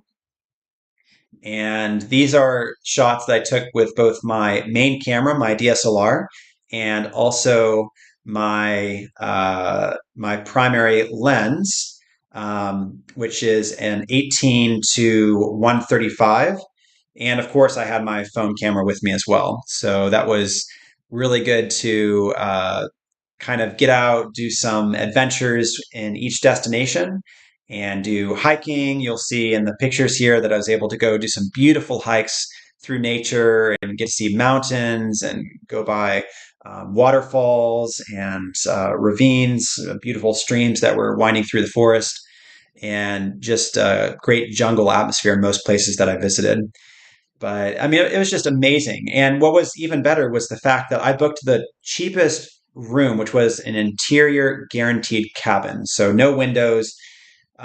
You're just in the smallest cabin on the ship. But what happened within days of me booking was that I was given a complimentary upgrade to what they called a deluxe balcony obstructed. And the only obstruction was that instead of a glass sheet or a glass barrier at the end of your balcony, it was metal. So you still had the same balcony. You just couldn't see down at the bottom. You just had to stand there near the balcony and get the whole view, since this was kind of the front of the ship right underneath the bridge, and it was the part of the ship on the right hand side where it starts wrapping around to come to the forward section of the ship. So it's just the metal that's naturally wrapping around. And because of the design of the ship, I actually had a large balcony. So it's double the size of one of the standard balconies. I had all this space. You probably saw in some of the pictures, but I had all this additional space in my cabin and in the balcony section of my cabin. So that was a massive perk. And I was thinking this is actually better because I get the same size for the room, and then for the balcony, I get double the amount of space. So I could go out, do stretches, I could do yoga, I could do my workout, I could go sit down, lounge without having to kind of squeeze off on one side at a diagonal. I could just lay out, look at the stars at night, or soak in an amazing sunset right there and see out on one side of the ship as it's wrapping around. So I get this amazing panoramic view where I can actually see more than most people would be able to see, since the metal is curving around and I'm right there at the start of it when it's curving. But on the other side, you can see the promenade deck goes all the way down, and you can actually, because I'm right there at the edge and I don't have space further back because of the walkway that goes underneath, I'm actually right at the very edge. So I can see all the way down. I can see the lifeboats or tender boats as they're going into the water to take people to shore. And that was really exciting, just to be able to soak in everything and to wake up in these ports with amazing views right there. So you can see in this picture here that I had this massive, massive balcony. I mean, look at that. And this was a complimentary upgrade. I have no idea how I got this, but I got amazing views just like this, where I was able to just take in incredible sunsets because we were going from north to south. So on my side, on the right hand side of the ship, which I believe is the starboard side, I was able to get sunset after sunset after sunset. And at sunrise, I didn't have a lot of light coming in since the sun was rising on the opposite side of the ship. So it was ideal for this itinerary where my cabin was. I didn't choose it. I was just given this cabin, and it worked out perfectly. I was so happy that it worked out. And this was a cruise that I would happily do again. I would book the same itinerary if it became available for the same or similar price. But I mean, this is really hard to beat. I got the deal again for close to 1,000, including taxes and fees, and then with gratuities, because gratuities are automatically added to the bill while you're cruising. If you have a 26-day itinerary, then that adds up to about 400 US dollars for gratuities for the crew, which will be distributed by the cruise line itself. And now, like most cruise lines, they do it automatically. They just add it to your bill. You can adjust it if you want, but it's frowned upon, I would say, if you adjust the gratuities that are going to be distributed to the crew. I think it's only if you have a major issue and you feel like you haven't received great service across the board, then you can go up to the guest services desk and tell them that you want to bring down gratuities. But for me, I paid the full amount. But the good thing is that if you're a shareholder with the Carnival Corporation, which owns Princess, similar to Royal Caribbean and Norwegian, and their benefits for shareholders, for such a long cruise, I received a $250 credit as a shareholder of, I believe, 100 shares. But since I'm an investor with them, I was able to receive the cruise credit, which I then tacked on to my final bill for the payment to go along with the gratuities. So the final gratuity amount, a section of that was covered with my shareholder benefit of $250, and then the rest I just paid for with my credit card. So all things considered, it was a great price and tremendous value for money. I was really impressed with all the food on board, with the design of the ship. There were some maintenance issues, which I think were still being worked on. It's an older ship from 2013, but still, for the most part, it was just beautiful, beautiful design from top to bottom. The views were great from many locations on the ship where you could look out. They had the walkways that kind of went on both sides, the wings of the ship, if you will, or they have the skywalk on one side. So you were able to go out and look around either at sea or when you were in port and just soak in your surroundings. And you can see here in Seattle that I took this on, I believe, deck 17 of downtown Seattle. And the crew were also very nice. I encountered my favorite gentleman on board, who was the naturalist, and he was an amazing guy. His name is Robert Raincock, Rob Raincock. And Rob was terrific. He was the most outgoing, the most social of anyone on board. He was technically a contract employee with Princess, so he was doing the naturalist presentations, and he was an excellent presenter. He made a point to talk with so many people on board as he was walking around and taking pictures. He was uh, not only a naturalist at heart, but also a photographer and getting into videography with his YouTube channel. And so it was great talking with him and sharing what I'm doing on YouTube and kind of geeking out about all of the tools that we're using, all of the cameras and lenses, and what he's been doing as a naturalist and public speaker, since I have a public speaking background as well. And just hearing from him that he had a very interesting path for getting on board a ship. And I thought this would be kind of cool. It would be a fun option if I wanted to continue to travel, get paid to do so, and then also share some of my adventures. So I thought that would be something maybe for a future sideline in my career to go off and work for a cruise line or do something similar, and then also cover it in my content, doing photography and film projects. So I really have to give Rob a massive shout out. He is the number one employee of a cruise ship I've ever met, just because he really gave his full heart, his full interest, his passions in photography and biology and wildlife, geology, and throwing all that in and having great conversations with people on board and meeting them where they were. So if they were just getting into photography or taking pictures of the night sky, he would say, "Oh yeah, well, you've got a Canon camera, use my lens." And he would have this massive telephoto lens, and that's the one that he very kindly let me borrow to take some of the shots that you see in this photo slideshow. And I was just so excited to be able to chat with someone who was eager to get out, travel, explore the world, and share these experiences with everyone on board. So I was delighted to have him as someone who was a great representative of the company, but also someone who was very friendly, outgoing, and someone you could connect with very easily on the ship. Um, anytime. He seemed to be awake at all hours, day or night. So he was there in the back of the ship taking photos, and we had a great old time. But anyway, just a massive shout out to him.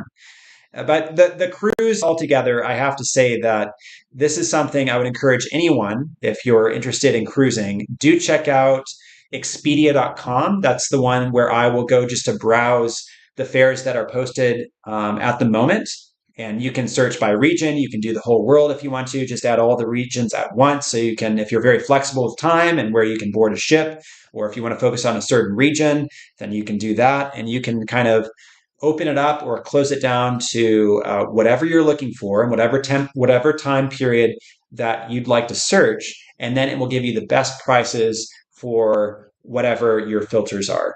And so that's how I search for mine. And right now there are a lot of repositioning cruises going on as I'm talking, where you can take a cruise from the Mediterranean and go to the Caribbean as ships are moving from the Mediterranean all the way down to the east coast of the U.S. and down to the Caribbean. And I've seen just today that they have prices, I think for a 12-day cruise with taxes and fees, you're looking at about $500, $600 if you're doing a solo cruise. If you're with someone, then you'll probably pay a little bit lower per person. But if you're traveling alone and you're paying for the full room, then you're probably going to pay a little bit more. It will be a solo supplement. So you will be responsible for paying a little bit extra since no one else is sharing that room. You've got it to yourself. And there are times where they remove that solo supplement and you would pay the same for yourself as you would if you had it with another person. So that means if the room was 499 US dollars for one person with occupancy of two, then if you're doing a solo cruise, you would pay that same amount. So you wouldn't have to pay an additional amount because not having a second guest in that room who's going to pay their own $499. And that's really what you want to look for. A cruise, if you're doing a solo cruise like I did, you want to look for something that has zero solo supplement, where you're paying nothing on top of just a fare for one person. And I was so glad that I just came across this fair when I did, and I was able to plan everything with days to go before I boarded the ship. It was really last minute, but beautiful sights. I was blown away by French Polynesia and New Zealand and all these other sites that I visited. I'd been to New Zealand before, but getting to go back and visit Taronga for the first time, the Bay of Islands for the first time, get a little bit more time in Auckland. Each visit was way too short. The place you see here is French Polynesia, and that was Papeete, which is the capital on the island of Tahiti in French Polynesia. And French Polynesia is basically in the middle of the Pacific. So if you just do a smack dab in the middle, ocean all around, kind of midpoint between Seattle and New Zealand, you come to Tahiti. And Tahiti is well, I guess I should say French Polynesia being the country, Tahiti being the main island. But French Polynesia is just smack dab right there with all of these islands like Bora Bora, Moorea, where I visited before I went over to Papeete, and then Tahiti being the main island. But it was great getting to stop at all these sites. We had the most time in Papeete. We had, I think, three full days there, or I should say 2 full days because we got there in the evening and then stayed for 2 days after that. So about technically a little bit over 2 full days, but that was our longest stay in any port because usually you arrive in the morning and then you leave in the evening. That tends to be the schedule for these ports. But Tahiti was a little bit different. We got more time there, and so I was able to go out several times and walk around the city, and also go to a destination that was further inland and do some hiking out in the forest, and then find one of the waterfalls, which I feature in the slideshow as well. It was an experience that I truly treasure. I met a lot of great people on this cruise, and a lot of the stuff I'm going to be talking about in the video that I'm going to do. So that is going to be coming up in the next few weeks. I'm going to be talking about ports, fees, prices, the room, my experience on board, what that was like, what a cruise at sea for 26 days is like as well. what happens when you're at sea for that long? What do you have to consider? What are the things you need to pack?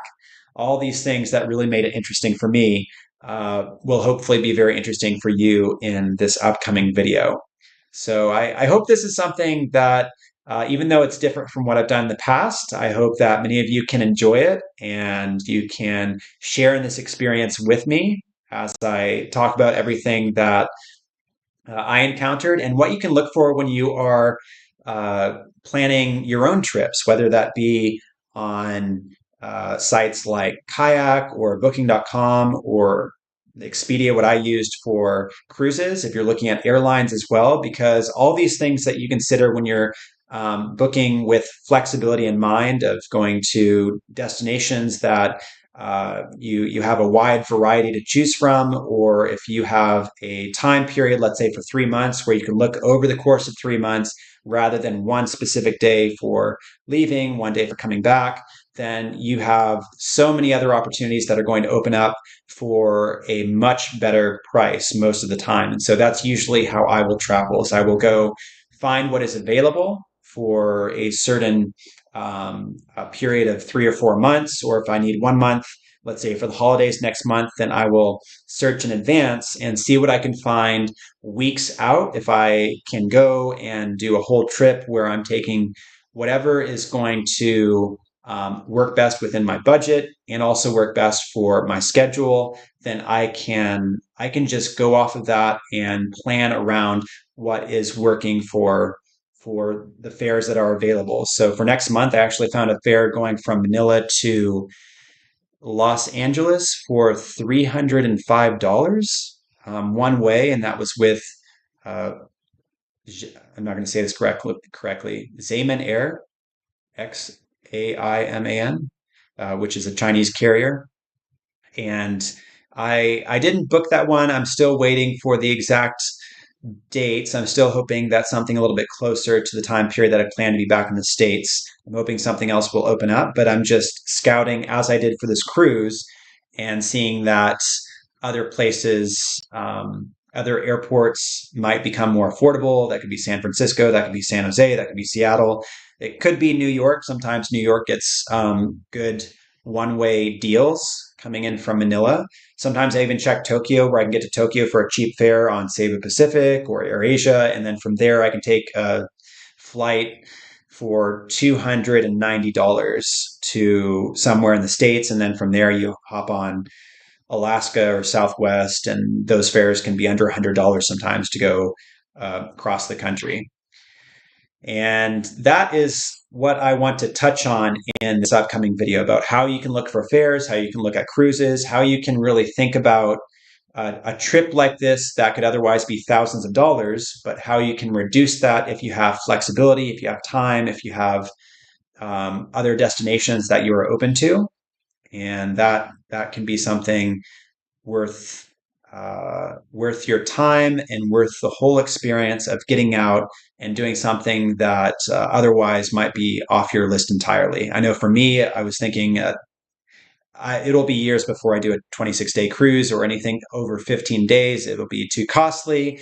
I'm not going to get any ports that would be of interest in the right season, or it'll be, the weather will be really bad. All these things that you might hear of, oh yeah, you're going to get the really bad deals with the bad itineraries. That's not always the case. You can find amazing experiences like this and visit all these places with amazing weather. We had amazing weather pretty much everywhere we went. And I was really impressed with New Zealand, because I was thinking it might be a little bit cloudy, a little bit rainy. It can be unpredictable at times in these spots.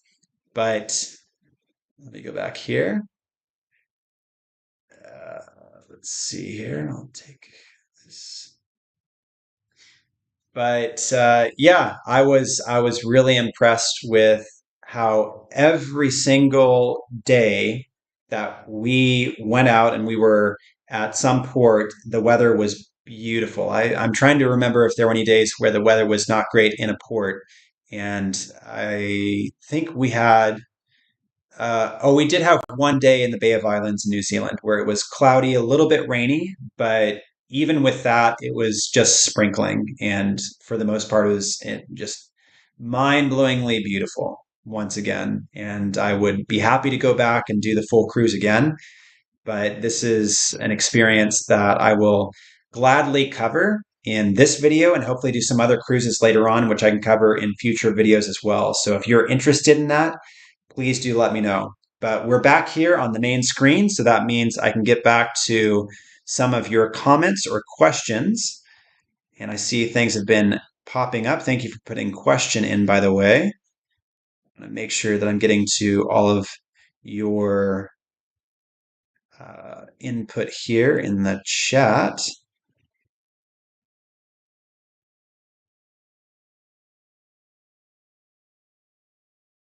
Thank you, Ophidian. Definitely witnessed the Christmas lights on ceremony.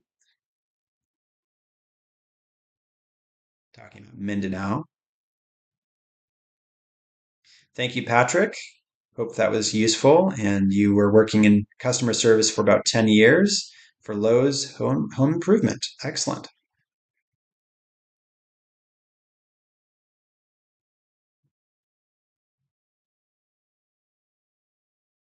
All right. There might be some cruise questions and some other questions just about what we've been talking about here in the Philippines, kind of mixed together.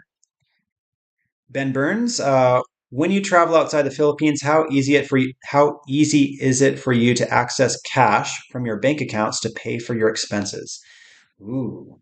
Well, this is getting into a whole other project that I'd like to do later on, which is talking about, I'm still working on the title for this because it's basically how to pay abroad, but that's too vague. It's like, well, okay, you just pay, you use whatever you have and you make payments with cash, card, debit. But I specifically want to focus on how to maximize your spending power abroad so that you're not paying ridiculous fees. And this is a project that I already have the script for this. I wrote a whole script, and I think I have two videos that address the world of paying abroad.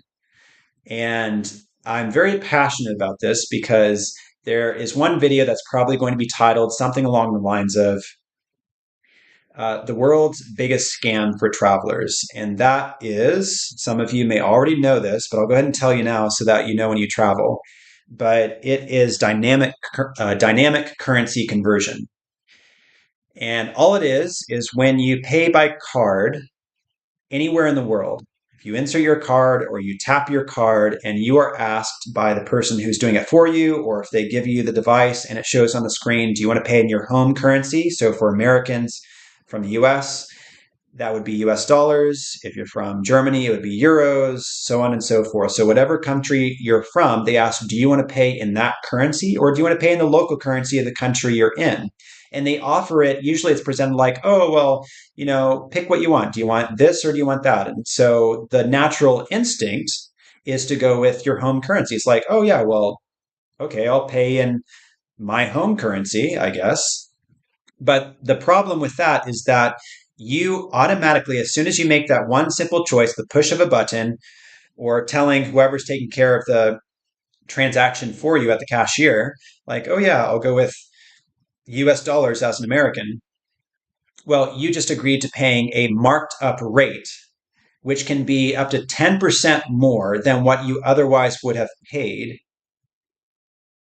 for that one purchase. So if you do this over and over again, you're doing it every single time. 10%, 10%, 10%, 9%. I think there are some maximums I was reading online of 12%. So you're agreeing to pay 12% more just so you can see what you're going to be charged in your home currency, when otherwise you could use your phone to check what the exchange rate is, and Visa, MasterCard, or whatever your card uh, network company is, they will be the ones to determine the rate, and that will be very close to the mid-market rate, which is the actual rate that you would see when you Google what is the exchange rate, the actual exchange rate. And so the credit card providers, Visa, MasterCard, Discovery, American Express, they all have their own rates and they're very, very close to the actual rates. So if you choose the local rate, wherever you are, if you choose Philippine pesos, if you choose Thai baht, if you choose Japanese yen, wherever you're traveling, if you choose the local currency, then you don't pay the marked up fee and you just are going to have that amount go directly to the card processor. They will have their exchange rate, then it goes to your bank. And your bank will then charge their fees. And so that's where I'm going to get into in this video that I'm going to do about paying abroad. Each part of this you have to consider. And the way that I am now paying abroad is I have banks that charge no fees for foreign transactions. So for my credit cards, I don't have anything when I tap it, when I swipe it, when I insert it somewhere to make a payment. I have no foreign transaction fees, and I never ever choose my home currency. I always agree to pay in local currency. So here in the Philippines, I pay Philippine pesos. When it pops up on the screen, PHP. If I am asked, do I want to have the convenience of having it converted? No, I don't. So you always usually it's counterintuitive because you really have to look at the screen and you're used to pressing. I'm used to pressing on the right, where like green means go and accept, yes, check mark, whatever it is. That's usually what you do to accept this marked up rate. And so it's this major convenience. I see travelers making this mistake all the time. And it doesn't matter what country you're from. If you're from the Philippines going to the US, you will encounter the same thing. If you're from Europe and you're going to Africa, you will encounter the same thing. If you're going from Australia to Norway, you'll encounter the same thing. On and on and on. If you're traveling abroad with your debit and credit cards, you will encounter dynamic currency conversion. It's not everywhere, but you will certainly encounter it when you travel. I see it fairly often here in the Philippines. There are some countries where maybe because of regulations and crackdowns, it's not as prevalent, but it is very common. At ATMs, when I use my debit card, the way that I get out of paying fees for that is, again, I don't agree, and ATMs do this too. They do dynamic currency conversion where if you pull out money, they'll say, hey, would you like to withdraw and have it converted to your home currency, even though you're pulling out local currency? They'll do a conversion for you so you can get the convenience of seeing what you're paying in your home currency, but it's going to be a marked up rate. And fortunately, with regulations in this day and age, usually they will have to display that. I think that's the case in most countries where they have to show you markup and whatever it is, 12%, 10%, 8%, they'll show you the marked up rate. Other times it's the small fine print that you'll see in a tiny screen of a credit card reader, and you have to really check. And usually you're not even holding it; it's someone else holding it for you, and they'll say uh, Philippine pesos or dollars if you're from the States. And then you just make your statement and you have no idea what the consequences of that one decision will be. And usually that's just going to be you paying over and over much higher prices than what you would otherwise pay if you just agreed to pay in the local currency. It will always be converted when you're using a credit and debit card. It will always be converted into the currency of your bank, of where you're from. So every time I make a transaction, it always shows up in US dollars back in my bank. And I get alerts. So as soon as I withdraw money and I decline to have dynamic currency conversion used, I pay the local amount. And the bank that I have back in the States, they do not charge any they don't charge any fees for international transactions, whether that be swiping a card or using it in an ATM. And on top of that, I'm reimbursed for the fees that are charged by ATMs anywhere in the world. It's very rare to have that, but it saves me so much money to have a card where I can insert in any ATM and it will track the fees that I'm being charged for using that local ATM, an ATM fee, which is usually 250 pesos per withdrawal here in the Philippines for a foreign debit card. So every time I'm reimbursed for all of those, and it doesn't matter how many times I do it, I use my card, I will be reimbursed for that. So these are all, I know I'm really going into detail here, so I'm going off on another tangent, but this is information I think is very valuable for any travelers. So if you're using debit cards or credit cards for international payments, make sure you always, always, always decline to pay in your home currency. Pay in the local currency, decline dynamic currency conversion. And also, if you want to go through the trouble of making sure that you have a bank and credit card with no foreign transaction fees, if you're planning a lot of traveling, that is going to serve you so well because you're going to save tremendously by not having to pay fees. If I were paying fees for all the years that I've traveled and worked abroad, I probably would have paid thousands of dollars in fees alone. And avoiding all that has been wonderful. I've been so happy to have transactions that go directly to the exchange rate with the slightest of exchange rate differences from Visa or MasterCard. They're very minimal. They have their own. If you want to find out what they charge, you can go to visa.com or mastercard.com and go to currency conversion, or just type in currency conversion for either one in Google search, and you'll see their converters of how they're actually calculating the exchange rate. And it is negligible. It's very close to the actual real time rate between two currencies. So that's really in depth about um, all this stuff with paying abroad. And thank you for listening to all this. But hopefully it's interesting. And the video that I plan to do, the script that I already have for this, I want to make it very interesting, very concise, very informative, so that it can be of use to many travelers like me who can maximize their spending power, regardless of the country they're coming from, wherever you may be traveling. If you're from the Philippines, if you're from the States, if you're from any other country and you're traveling abroad, this is something you need to be aware of to maximize your spending power and prevent any unnecessary fees or uh, additional charges from being tacked on to whatever payments you're making. All right, that's a lot to answer your question, Ben, but thank you very much for that.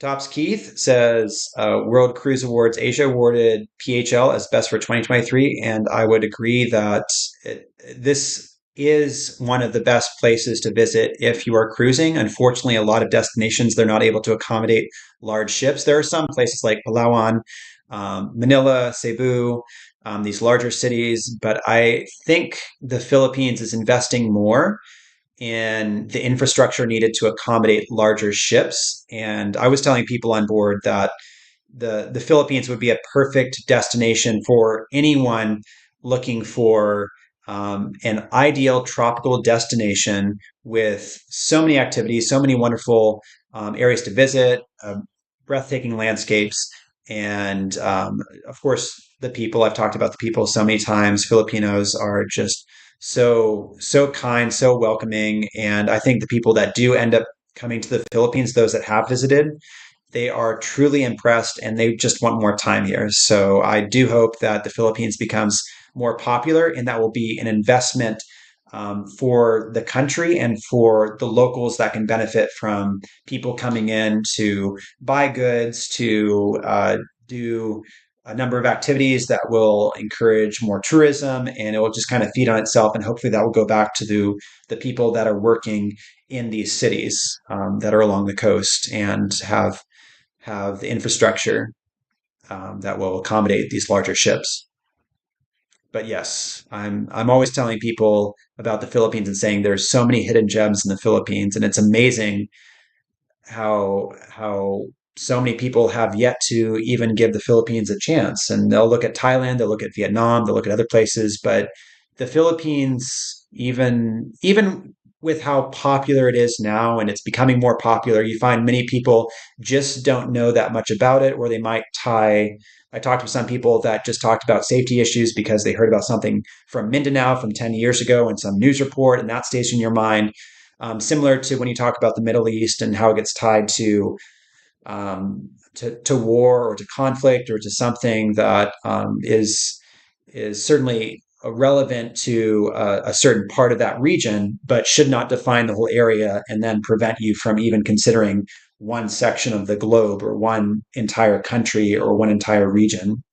So the Philippines, yes, is something I'm always talking about in terms of tourism, the places that I've visited, and what I can offer from my interactions with people that have given me great advice on what to go, where to go, and all the tours that most people otherwise would not find out about.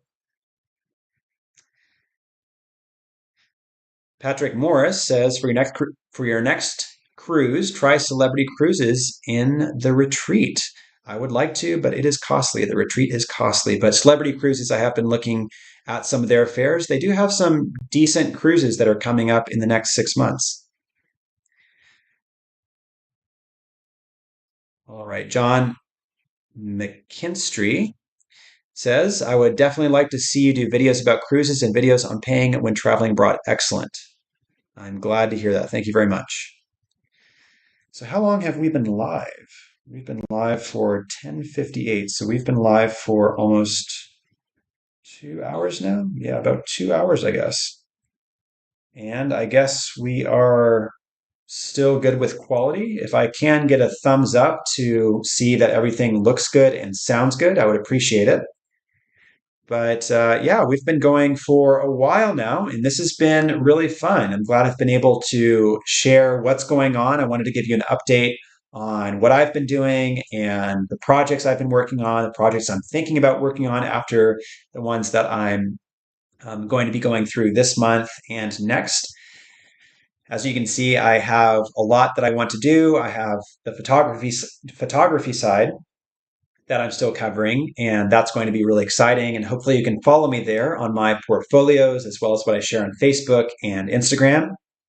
I already have my full album, a lot of the pictures that I showed earlier in the presentation. Those are up on my Facebook page and they are public, so you can go and view them. And I would encourage you to follow me there. And same with Instagram. I post stories and some reels and share some of my posts right there on my main Instagram page. So feel free to do that. Ben Burns says, good audio and video. Sometimes it breaks up, but not bad. Good. Hopefully. I'm going to be looking at this and seeing if I can tweak some things for the next live stream, trying to make it better. But I would like to have more consistent live streams where I can actually have something to interact with all of you, talk about what's going on, what I'm working on, so that even if I have a period of time where I'm not doing big uploads, if I don't have a documentary that's coming up for another month, I can keep you up to date on everything that I'm working on and also share some of the other projects that I'm doing as well as my travels. So this is really exciting. I'll give a few more minutes. We're going to start wrapping up. I know this has been a long live stream. Thank you for everyone that has tuned in. I know this has gone a little bit over our traditional hour and a half, but I'm very thankful for all of you that have tuned in today. Hopefully the network has been fairly steady throughout and hasn't been too laggy or too choppy with audio and video. And this has been something where I can tie everything over the last 2 months and present it in a way that you all can ask me questions and address some things that maybe I haven't talked about yet in previous live streams or what I've talked about in my last uploads from Clark, and then also what I'm going to be sharing in just a few weeks with the cruise and the project at Manila's main airport. Yeah, I'm excited to start working on that. I'm probably going to do some work on the script today for the cruise video, record that, and then throw in all the footage that I have from the cruise. And then I'll be traveling to Manila hopefully in the next week, week and a half. But first, I have to do some diving before that. So if you do have any last minute questions or anything you would like to add to the chat, you can post it right there next to my head. And I would love to hear if you've been listening and you haven't said hi yet. Please do say hi. Let me know where you're listening from. And it would be good just to give a nice shout out.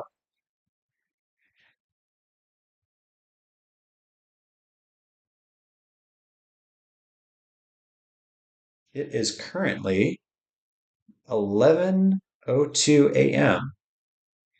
It's 11:02 and it is turning into a beautiful late morning here. It's sunny and the temperature has been coming down, so it's not as hot as it has been, which is really nice.